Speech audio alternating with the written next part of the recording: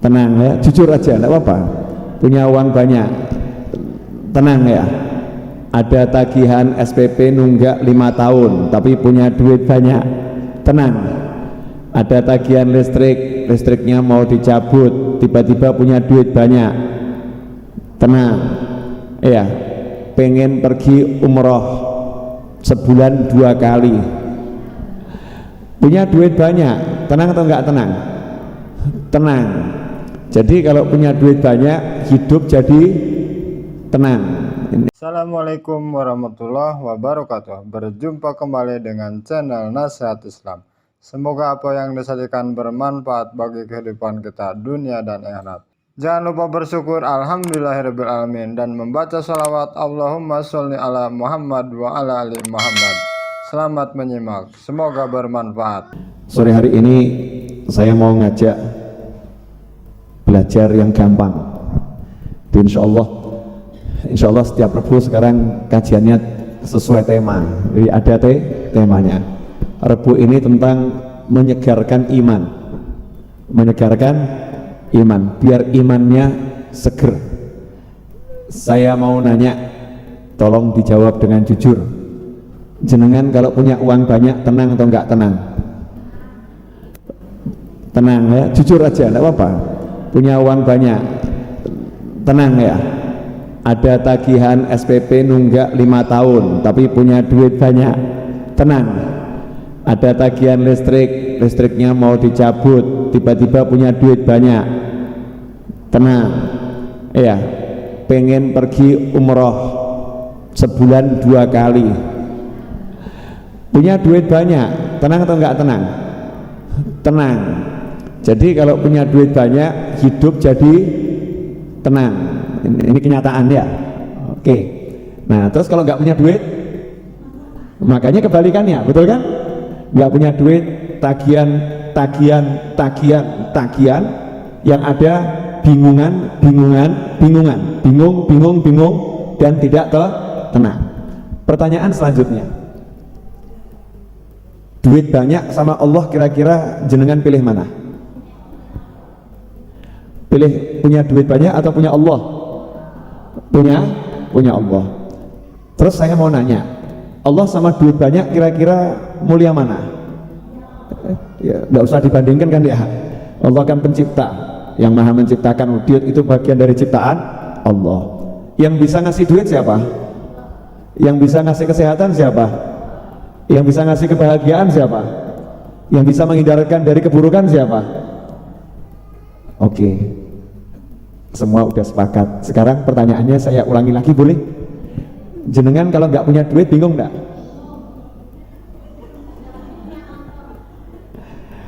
Katanya duit sama Allah, pilih Allah, betul kan? Jadi kalau katanya Allah itu lebih mulia, Allah itu maha hebat, Allah yang ngasih segalanya. Mestinya nggak punya duit nggak jadi masalah karena punya. Nah, kenapa punya duit tenang, nggak punya duit risau, padahal punya Allah? Kenapa seperti itu? Ini yang kadang kita nggak mau merenung dikit, nanti kan jadi pinter. Merenungnya dikit aja, nanti kita jadi lebih pinter. Lawang kita punya Allah kok bisa bingung, aneh enggak ini? Aneh kan? Nah, kenapa? Tahu Allah yang menciptakan, tahu Allah yang ngasih rezeki, tahu Allah yang bisa nolong. Kalau duit dicari masih susah, betul kan ya? Tapi kalau Allah dicari susah atau mudah? Mudahnya luar biasa. Ngomong sama Allah mudah atau susah? Mudahnya luar biasa. Lapor sama Allah mudah atau susah? Mudahnya luar biasa. Mestinya kalau punya Tuhan, yang Tuhannya itu maha dekat, maha mendengar, maha menolong, maha kaya, maha baik, maha dermawan, maha pemurah, maha pengasih, maha pengertian, maha tadi itu, mestinya kita tenang atau bingung? Dah, silakan jenengan mikir. Saya mau nanya lagi ya, kalau ibu naik motor nggak pakai helm lewat jalan Slamet Riyadi, tenang atau bingung? Kenapa bingung? Karena khawatir nanti kena momen karena sudah melanggar peraturan, betul? Tapi kalau misalnya ibu-ibu tahu hari itu tidak ada momen, tidak mungkin ada momen, jalan di Sambat Riyadi nggak pakai helm, tenang atau nggak tenang? Dijamin tidak ada momen. Saya nanya, tenang atau nggak tenang? Contoh lah, jenengan lewat nggak pakai helm tapi di tengah desa, tenang atau nggak tenang? Kenapa kok tenang? Karena tahu tidak mungkin ada momen, betul? Jadi yang membuat nggak tenang adalah tidak tahu. Yang membuat tenang adalah tahu, betul kan? Karena tahu makanya tenang. Ya, sekarang saya mau nanya, dan jenengan sudah tahu Allah yang bisa ngasih rezeki, jenengan sudah tahu Allah yang bisa menghapuskan duka, jenengan sudah tahu Allah yang membahagiakan semua umat manusia. Kenapa kok jenengan belum bisa tenang? Kenapa kok belum bisa tenang? Pertanyaan, kenapa kita belum bisa tenang? Berarti kita belum tahu. Dapat informasi tapi belum tahu, makanya belum mantep, makanya belum yakin, ya kan? Belum yakin. Nah terus gimana caranya biar bisa mantep, bisa tahu, bisa yakin? Itu kan yang harus kita pelajari. Mau kita tanya informasi kok, lewat sana ada momen enggak? Betul kan ya? Aku orang ngambil helm, ono momen apa ora? Kira-kira ada momen atau tidak? Begitu dikasih tahu nggak ada momen, tenang dia. Walaupun rodok was-was tapi tenang. Artinya mau cari tahu. Nah, kita ngerti Allah yang maha pemurah, Allah maha kaya, Allah maha mengayakan, Allah maha memberi, maha. Sudah tahu. Tapi kenapa kok tahunya itu cuman di sini, nggak sampai ke sini? Atau di sini tipis? Kenapa? Jawabannya sederhana. Berarti ada yang salah. Ada yang salah dengan hati kita. Kenapa tahu ini nggak sampai ke sini? Setelah sampai di sini, kenapa nggak sampai ke sini? Jadi antara sini sama sini nggak nyambung ini, ya nggak nyambung, konslet. Nah, untung Nabi udah kasih tahu caranya. Lanjutkan mau nggak saya kasih tahu? Wanitiro. Ini sekali ngerti hidup tenang loh. Sekali ngerti hidup tenang. Jawabannya karena iman kita lemah, iman kita tipis. Iman kan artinya percaya. Rasa percayanya sama Allah tipis, masih lebih hebat percaya sama duit. Rasa percayanya sama Allah tipis, masih lebih percaya kepada manusia. Bukan nggak percaya sama Allah, percaya, tapi percayanya tipis. Nah itu menyedihkan atau nggak menyedihkan? Sangat menyedihkan. Berarti imannya harus dikuatkan. Nah, gimana cara menguatkan iman? Begini loh. Sepuranipun Kang Kadang, mohon maaf ya ibu-ibu ya. Ibu-ibu kalau punya motor suka mogok, kira-kira enaknya diapakan? Servis, betul kan? Oh mungkin filter olinya kotor, gitu kan ya? Serviskan. Atau olinya udah kotor, atau businya udah jelek kalau pakai busi. Servis berkala. Anehnya kita, motor nggak boleh rusak, harus diserviskan. Betul. Baju nggak boleh kotor, harus dicuci. Tubuh nggak boleh kotor, nggak boleh bau, maka harus mandi. Jadi semua yang di luar kita ini kita rawat. Baju, pakaian, tempat tidur, spray, jendela, lantai, wajan, kompor, motor, mobil, kacamata, semua kita rawat, betul ya? Nah ini dirawat enggak? Ini kita udah dirawat enggak? Udah ngerti imannya lemah, lah ininya dirawat enggak? Gitu kan? Berarti selama ini cara hidup kita keliru besar. Karena cuma melewat yang di luar mati-matian, servis bayar mahal ya dilakoni, tapi hatinya nggak pernah diperhatikan. Jenengan kok belum semua kenapa? Baru sadar. Alhamdulillah kalau sore ini saya jadi sadar, jenengan jadi sadar, ya kan ya? Jadi hatinya harus diservis. Nah nyervisnya bagaimana? Langkah pertama, ikuti petunjuk Nabi Muhammad SAW. Jadidu imanakum, perbaruilah iman kalian. Iman kalian hendaknya diperbarui. Nah kalau motor dijadikan baru kan ya apik, mobil jadikan baru kan ya apik, baju jadikan baru kan ya apik.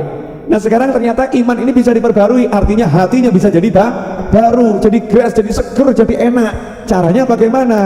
Dengan mengucapkan la ilaha illallah. Dengan mengucapkan la ilaha illallah. Kalau nggak percaya nanti jangan praktek.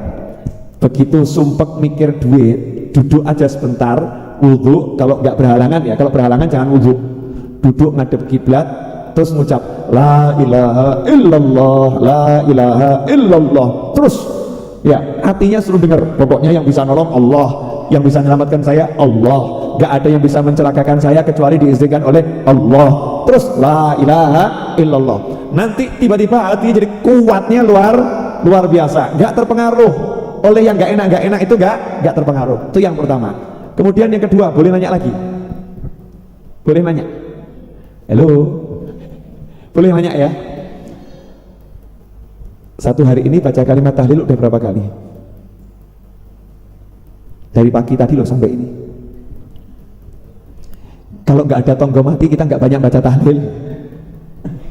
Kalau tonggonya sedo baru nanti la ilaha illallah ya. 7 hari berturut-turut rajin ya. Ada peningkatan kalimat tahlil karena diajak tahlilan. Sedikit ucap la ilaha illallah. Jadi kalau hatinya lemah pantas nggak pantas? Pantas. Nah bagaimana dengan orang-orang dulu?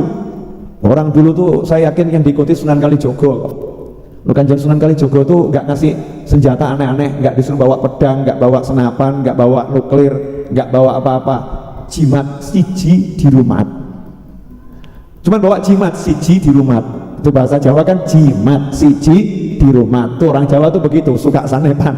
Jimat siji di rumah. Satu tapi tolong dijaga senjata yang satu ini. Apa itu? Jimat kalimah sodo la ilaha illallah. Jadi orang dulu tuh senjatanya la ilaha illallah, makanya betul-betul dijaga. Dan jaganya bagaimana? Ngucapnya mesti banyak ngucapnya la ilaha illallah, banyak ngucapnya. Karena banyak ngucapnya ya jadinya luar biasa. Ayahnya Habib Anis tuh, Habib Alwi itu kalau duduk, kalau jalan pegang tasbih yang dibaca la ilaha illallah. Sampai itu orang-orang pasar Kliwon tempo dulu kalau beli tasbih baru, dulu kan tasbih nggak semudah sekarang ya dulu tasbih dari biji apa gitu kan, jadikan tasbih itu kalau beli baru masih kasar, dipinjamkan ke Habib Alwi, Habib tolong dijadikan licin, dipakai Habib itu cuma 2 hari 3 hari udah licin. Kenapa? 1 hari bisa sampai 100.000 atau 70.000 kali baca la ilaha illallah, karena duduknya, jalannya, berbaringnya selalu mengucap la ilaha illallah, la ilaha illallah, la ilaha illallah, la ilaha illallah, terus tidak mandek seperti itu. Banyak. Makanya pantas mau sedo paham, berangkat ke Palembang di tasnya sangunya kain kafan. Ya sangunya kain kafan. Ya sudah ngerti gitu ya. Kenapa? Karena memang zikirnya luar biasa. Nah kita ini zikirnya biasa saja belum nyampe. Jangankan kok luar biasa, yang biasa kita ini belum. Yang biasa, yang wajar. Masih ingat cerita saya Mbah Jabalawi? Saya waktu sowan tempatnya Mbah Jabalawi almarhum, tempo dulu mungkin sekitar 9 atau 10 tahun yang lalu. Saya nanya, Mbah, santri-santri di pesantren jenengan ini satu hari baca kalimat tahlil berapa kali? Jawaban beliau, ngapunten Bid, bangkrut pripun Mbah? Di sini santrinya kan yang ngapalkan Quran, yang baca kitab, yang nyapu, yang ngepel, yang ngangsu, sehingga nggak bisa banyak baca la ilaha illallah, nggak bisa banyak. Nah nggak bisa banyak itu berapa kali? 5.000 kali. Jadi 5.000 kali buat Mbah Jabalawi itu bangkrut. 5.000 kali satu hari itu bangkrut. Nah kalau kita apa? Ini kalau Mbah Jabalawi tahu kita ini baca kalimat tahlil sehari-hari segitu, kira-kira dibilang apa kita ini? Apa ya? Bangkrut itu kan orang yang masih punya kerjaan gitu ya, bangkrut ya. Berarti apa nih? Terus apa namanya gitu ya? Nggak punya apa-apa. Nah ini fenomena ini yang menyebabkan di akhir zaman jarang kita dengar orang meninggal bisa teriak Allah atau la ilaha illallah, karena sedikit.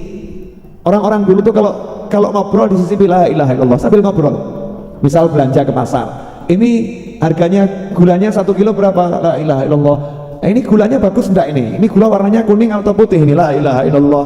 Itu lomboknya 1 kilo berapa ya Bu? Ya la ilaha illallah. Coba kalau jenengan ke pasar belanjanya seperti ini, dibilang waras atau rodok? Sakno, stres ini.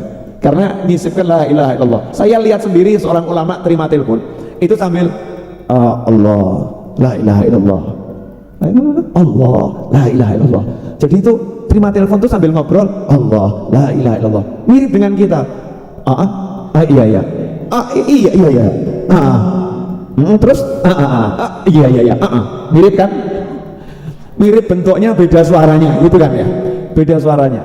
Jadi itu loh, beda sekali antara kita dengan orang-orang yang soleh dan orang-orang terdahulu. Makanya biar imannya seger, banyak-banyak baca la ilaha illallah, tapi baca benar, duduk, ditekati, ngadep kiblat. Kalau nggak berhalangan wudhu, karena kalau wanita lagi berhalangan haram wudhu. Kenapa? Sholat haram, maka wudhunya juga haram. Sebab wudhu adalah kelengkapan untuk sholat. Nah, nggak usah wudhu, ngadep kiblat. Justru kalau ketika berhalangan yang banyak zikir, ya, sambil hatinya ditonton di sawan. Boleh, lihat boleh, nggak lihat juga boleh. Ya, mau merem boleh, melek juga boleh. Hati awak mau kok gawe aku sumpek terus gitu ya. Iya tak iling lah yuk. La ilaha illallah, ngerti ya? La ilaha illallah gitu ya. Ajak ngobrol nih hatinya. Sampai nanti kalau udah terbiasa, nanti jalan tuh walaupun diem hatinya la ilaha illallah. Hatinya akan ingatkan, ayo lidahmu tuh ngucap la ilaha illallah. Hatinya gantian kamu ayo toh. Lidah jangan diam saja, ngucap la ilaha illallah. Nanti hatinya yang protes, kenapa kok mulutmu diam? Ya udah saut-sautan hati sama mulut, otomatis badannya enak. Ya badannya enak. Insyaallah itu yang bisa saya sampaikan. Bentar lagi kan azan maghrib, persiapan dengan pulang. Jangan lupa pengajian Jumat sudah berjalan seperti biasa. Kalau yang ikut Rebo kan ada juga malam tapi ba'dal isya, salat isya berjamaah langsung pengajian insyaallah. Saya mulai malam ini saya kasih judul ahli zikir insyaallah. Mari kita tutup dengan baca surat Al-Asr. A'udzu billahi minasyaitonir rajim. Bismillahirrahmanirrahim. Wal 'asri innal insana lafi khusrin illa alladhina amanu wa 'amilus salihati wa tawasaw bil haqqi wa tawasaw bis sabr. Shadaqallahul 'azim. Al-Fatihah.